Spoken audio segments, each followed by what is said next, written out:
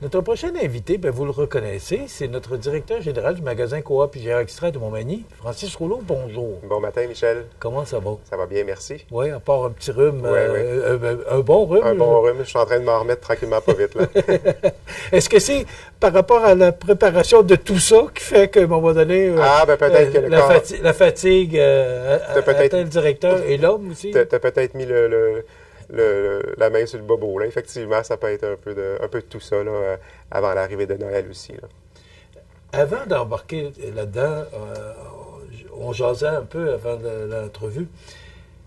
C'est un gros bateau, le magasin Coop IGA, avec le marché traditionnel Cap-Saint-Ignace. Il faut l'avouer, là. Tu sais, c'est près de 45 millions de chiffres d'affaires. C'est gros, là. C'est un gros bateau, là. C'est une grosse business, puis on en est fiers, parce que rares sont les municipalités avec 11 200 habitants et naturellement les environs qui ont un commerce d'alimentation aussi gros et une entreprise en alimentation aussi grosse, qui se diversifie de plus en plus, surtout avec notre service de livraison qui appartient maintenant au groupe Magasin Coop de Montmagny.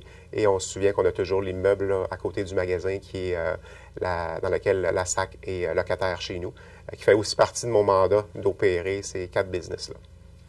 Alors, ça veut dire le magasin, la bâtisse du magasin Coop IGA, qui appartient aux membres, la Société des alcools du Québec et le marché de tradition à Cap-Saint-Ignace. Effectivement. Ça commence à faire un gros actif. C'est un beau patrimoine pour notre communauté, pour nos membres et puis pour la ville aussi. C'est un joyau important. Avant d'entrer dans les détails, qu'est-ce qu'on pourrait retenir, Francis, de 2024? Comment on pourrait résumer l'année 2024? Bien, tout d'abord, ça a été les 60 ans de la coopérative qu'on a célébré de différentes façons, par des concours qu'on a offerts aux membres, par des activités telles que le défilé de Noël qui a connu un très grand succès, l'intégration aussi de plusieurs personnes issues de l'immigration qui nous a permis d'avoir plus de services dans nos comptoirs de services. Ayant plus de services, plus d'employés, avec une masse salariale plus grande, ça nous a permis d'atteindre un chiffre d'affaires plus élevé, puis de dégager aussi des marges de profit qui ont été plus grandes que ce qui était souhaité initialement. Parce qu'on se souviendra, l'an passé, au même moment, lorsque j'étais venu, on n'était pas convaincus des résultats de l'année à venir. Ça avait été une année plus difficile. 2023 avait été plus difficile. Ça avait été plus difficile. L'inflation, l'insécurité financière, l'IPC, les taux d'intérêt qui étaient très élevés à ce moment-là.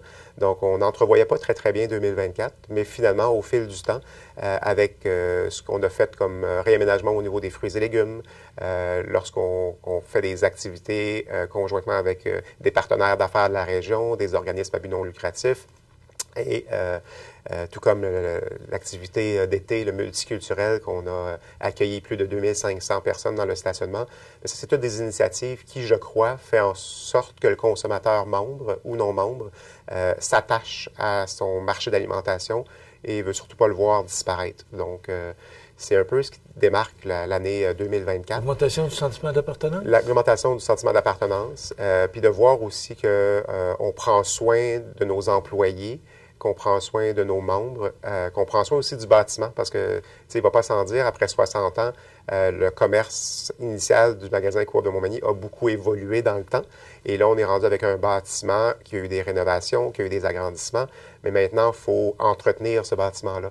Donc, cette année, il y a eu beaucoup d'investissements qui ont été faits au niveau de l'extérieur du magasin pour refaire toute la brique en devanture, le coulis, tout ce qui est maçonnerie en réalité, là, sécuriser le bâtiment. Autant au IGA qu'aux traditions, on a fait beaucoup d'investissements, mais tout ça, c'est important que les gens le sachent parce que c'est des investissements qu'on fait qui ne paraissent pas, puis qui se reflètent dans les résultats financiers. Et on doit en faire d'année en année et ne pas laisser nos bâtiments, nos équipements se désagréger prématurément. Mais ça fait partie de l'opération. Ça fait partie de l'opération. On a des bâtisses, il faut les entretenir. Exactement. Ça, c'est la base. Je remarquais, parce que j'ai assisté à l'Assemblée, là, parce que je voulais voir et entendre pour mieux vous interviewer aujourd'hui. C'est good. C'est 2 millions de chiffre d'affaires. Il faut dire que c'est 53 semaines au lieu de 52 parce que la date, c'est toujours, la date de termination, c'est le premier lundi du mois d'octobre. C'est toujours le premier dimanche du mois d'octobre, effectivement. Le dimanche, oui, OK, bon. Moi, je pensais que c'était le lundi. C'est 2 millions de chiffre d'affaires d'augmentation quand même. Oui. Quand vous êtes venu, vous l'avez dit tantôt, en 2023, c'est pas ça que ça annonçait là, pour la prochaine année. Non, pas du tout. Qu'est-ce qui fait? C'est quand même, on sait que l'alimentation coûte plus cher, mais est-ce que c'est l'augmentation du chiffre d'affaires par rapport au prix de l'alimentation ou d'autres facteurs? Ben, en fait, les principaux facteurs sont l'augmentation du nombre de transactions dans le commerce. Donc, on a une augmentation de 4,25 dû à? En fait, à l'achalandage. Le nombre de transactions, c'est l'achalandage, le nombre de consommateurs et de membres qui passent à la caisse et qui sort un reçu. Ceci étant dit, le panier moyen de nos deux commerces ensemble est 6 $ plus élevé que le panier moyen de la moyenne de la bannière Sobeys et Tradition. Ça veut dire que les gens chez nous mettent dans leur panier l'équivalent de 6 $ de plus dans leur panier que dans les autres commerces environnants. Lorsqu'on prend le nombre de transactions en augmentation, donc quasiment 890 000 factures qui ont sorti des caisses des deux magasins, et qu'on ajoute le panier moyen qui est à peu près 6 $ de plus, on va chercher cette augmentation-là au niveau des ventes. Vous l'attribuez à quoi, Francis, l'augmentation du panier, l'augmentation des transactions? Moi, je pense qu'il y a une partie d'inflation au niveau des produits naturellement, mais à l'inverse, il y a aussi un prix coûtant qui est facturé plus élevé au magasin Coop. Okay. Donc, un dans l'autre, quand on regarde l'état financier global, les marges sont constamment similaires de fois en fois, mais les initiatives qu'on prend d'intégrer des produits locaux dans notre magasin, des fournisseurs qui proviennent de la région, où le consommateur peut retrouver tout sous un même toit en termes d'alimentation. Moi, je pense que c'est ce que nos membres, nos clients apprécient et fait en sorte que le panier moyen augmente. Parce que lorsque tu magasines, tu pars avec une liste d'épicerie. Si on s'en tient juste à notre liste d'épicerie, de façon générale, on va avoir dans notre budget les éléments essentiels pour pouvoir faire son épicerie. Mais lorsque tu te promènes avec ta liste d'épicerie, puis finalement, tu découvres un produit qui est différent, qui est tentant, les dégustations sont revenues, donc on te fait déguster un produit, tu le trouves bon, il n'était pas sur ta liste, tu le rajoutes. Donc, c'est tous des éléments qui font en sorte que le panier moyen peut augmenter. La masse salariale, 5 325 000 l'an passé, oui. 5 800 000 cette année. Qu'est-ce qui fait? C'est 400 000 de plus, c'est quand même beaucoup. Bien, tout d'abord, on a naturellement le fait qu'on avait renégocié la convention collective l'année passée. Donc, les taux de salariaux ont augmenté. Année après année, on fait des augmentations salariales aussi au niveau du personnel administratif, au niveau du personnel cadre. Et on a aussi intégré des nouvelles personnes issues de l'immigration dans la boulangerie pour la préparation des gâteaux, ce qui connaît un très grand succès parce qu'on est capable de plus produire à ce moment-ci de produits de boulangerie et de gâteaux personnalisés. Donc, la masse salariale augmente? Mais les ventes augmentent aussi. Exactement. Donc, c'est quand même... Plus on augmente la masse salariale, plus on intègre des employés dans nos rayons et qu'on offre du service, plus le consommateur peut se procurer, par exemple, sa petite charcuterie à la charcuterie plus tard durant la journée. Donc, ça nous fait des ventes additionnelles. Donc, naturellement, des marges brutes plus grandes. Francis, le temps passe vite, puis je veux absolument parler de ce point-là, c'est la ristourne. Oui, effectivement. 316 000, ou quasiment 317 000 l'an passé, oui. 368 000 cette année. Oui. Vous devez être pas mal en forme pour faire la gymnastique que vous faites pour arriver avec des ristournes de 50 000 de plus. Bien, c'est pas simple, surtout dans le contexte économique où, en début d'année, on avait prévu ne pas ristourner du tout parce que le contexte économique faisait en sorte que les taux d'intérêt étant très élevés, l'inflation, l'IPC étant élevé, ça a été surprenamment... pas simple à réaliser, mais en même temps, on a une équipe de travail derrière nous. On a un partenaire d'affaires, Sobeys, qui est proche de nous, qui nous supporte là-dedans. Donc, on a été capable de dégager un bon bénéfice, plus grand que l'an passé, qui représente 1,3 là, de ristourne. Je vais vous poser la question parce qu'on a déjà connu dans le passé là, 4, 5 de mémoire, 5, là, je pense pas que ce soit au-delà de ça. Est-ce que, parce que c'est beau faire de la gymnastique, là, mais est-ce que c'est menacé, cette ristourne-là, à un moment donné, parce que l'opération coûte de plus en plus cher? Il faut faire face, je sais, je suis entrepreneur, on peut en parler longtemps, là. Ça coûte cher opérer une entreprise. Oui. Bon, les gens attendent la ristourne, c'est une coop, Oui.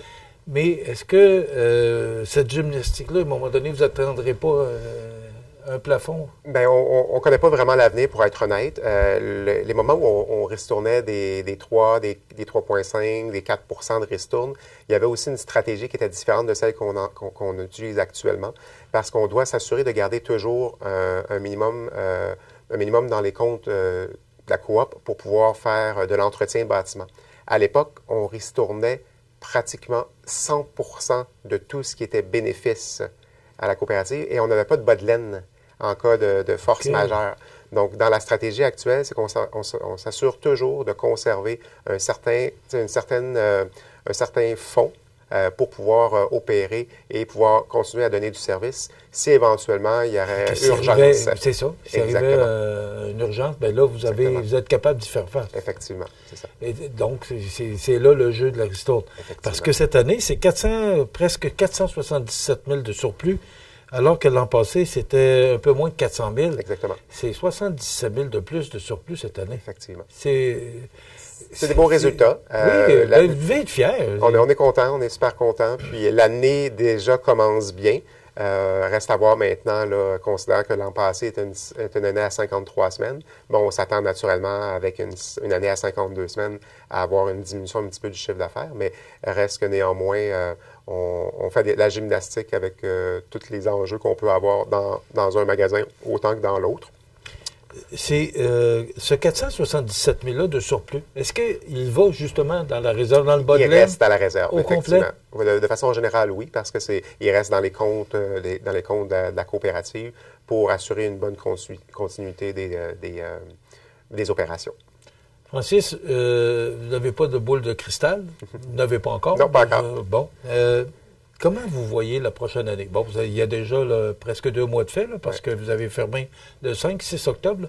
Comment vous voyez 2025? En fait, 2025 va être consacré à de la consolidation de ce qu'on fait de bien actuellement, mais aussi à de la réorganisation au niveau du département de l'épicerie pour aller optimiser chacune des catégories dans les rangées d'épicerie. Donc, il y a une analyse qui a été faite depuis la dernière année avec Sobeys IGA et on est allé catégoriser chaque planogramme pour s'assurer d'avoir au maximum tous les produits nécessaires et les plus vendus et aller chercher le plus de synchronicité lorsque le consommateur membre passe à travers les rangées.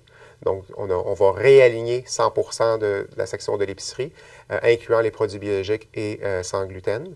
Et par la suite, lorsque ce réalignement-là va être fait, à la fin de l'année, on va introduire les étiquettes électroniques, ce qui va aussi permettre à nos employés de se dégager du temps pour pouvoir faire d'autres tâches en magasin.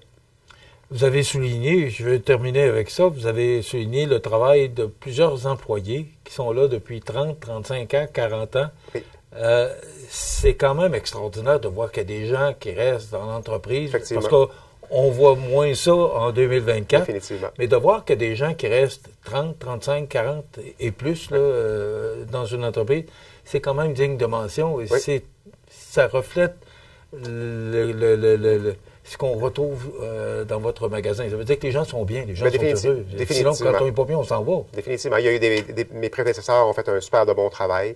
Moi, j'arrive après 5 ans maintenant et je fais la poursuite de la mission de la coopérative. Et ces gens-là ont choisi de passer encore du temps avec nous en magasin. Et puis, c'est tout un honneur. Là.